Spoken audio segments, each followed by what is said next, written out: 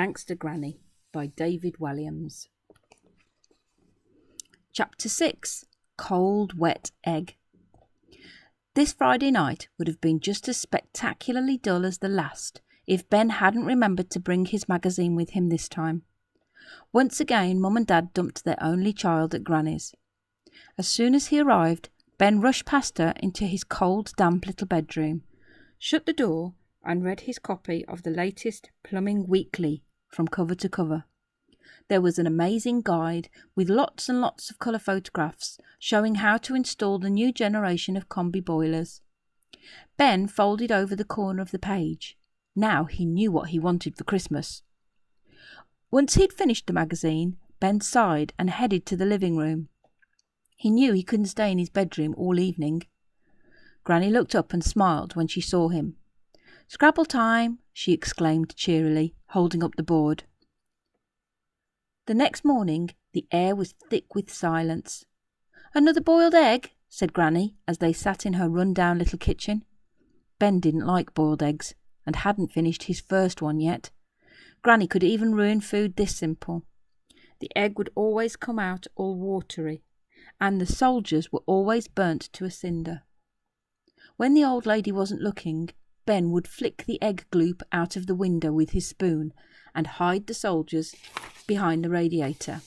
There must be a whole platoon of them back there by now. "No thanks, Granny, I'm completely full," replied Ben. "Delicious boiled egg, thank you," he added. Murmured the old lady, unconvinced. "It's a bit nippy. I'm just going to put another cardigan on," she said, even though she was already wearing two. Granny trundled out of the room, quacking as she went. Ben flicked the rest of his egg out of the window, and then tried to find something else to eat. He knew that Granny had a secret stash of chocolate biscuits that she kept on the top shelf in the kitchen. Granny would give Ben one on his birthday. Ben would also help himself to one from time to time when his Granny's cabbage-based delicacies left him as hungry as a wolf. So he quickly slid his chair over to the cupboard and stood on it to reach the biscuits. He lifted the biscuit tin. It was a big silver Jubilee assortment tin from 1977 that featured a scratched and faded portrait of a much younger Queen Elizabeth II on the lid. It felt really heavy, much heavier than usual. Strange. Ben shook the tin a little. It didn't feel or sound like it had biscuits inside. It was like it had stones or marbles in it. Even stranger. Ben unscrewed the lid. He stared, and then he stared some more. He couldn't believe what was inside. Diamonds. Rings, bracelets, necklaces, earrings, all with great big sparkling diamonds. Diamonds, diamonds, and more diamonds. Ben was no expert, but he thought there must be thousands of pounds worth of jewellery in the biscuit tin, maybe even millions. Suddenly he heard Granny quacking her way into the room. Fumbling desperately, he put the lid back on and placed the tin on the shelf.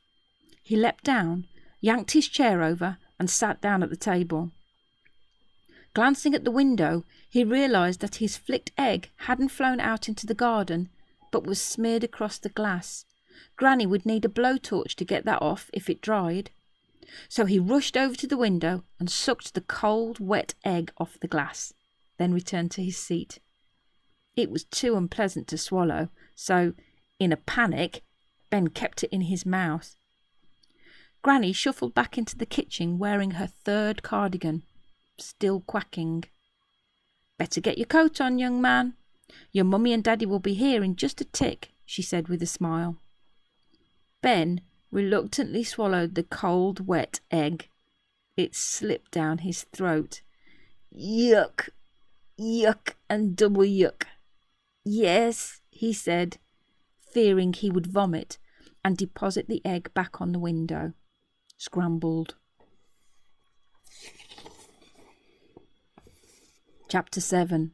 Bags of Manure.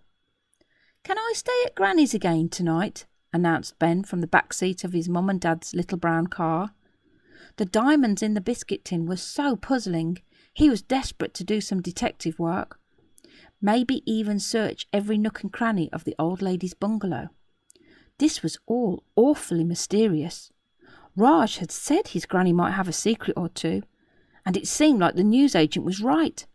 And whatever Granny's secret was, it must be pretty amazing to explain all those diamonds. What if she used to be a zillionaire, or worked in a diamond mine, or had been left them by a princess? Ben couldn't wait to find out. What? Asked Dad, astonished. But you said she was boring, said Mum, equally astonished, irritated even. You said all old people are. I was just joking, said Ben. Dad studied his son in the rearview mirror. He found understanding his plumbing-obsessed son hard enough at the best of times. Right now, Ben wasn't making any sense at all. Well, if you are sure, Ben. I am sure, Dad. I'll call her when we get home, just to check she's not going out. Going out? Scoffed Mom. The old dear hasn't gone out for 20 years, she added with a chuckle. Ben wasn't sure why all this was funny. I took her out to the garden centre that time, protested Dad.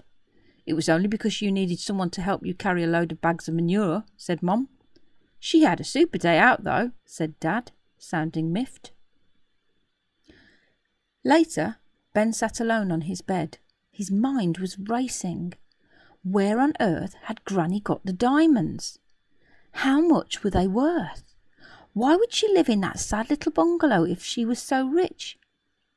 Ben searched and searched his mind, but couldn't find any answers. Then Dad entered the room. Granny's busy. She said she'd love to see you, but she's going out tonight, he announced. What? Spluttered Ben. Granny hardly ever went out. Ben had seen her calendar. The mystery was getting even more mysterious. Tomorrow I will read Chapter 8.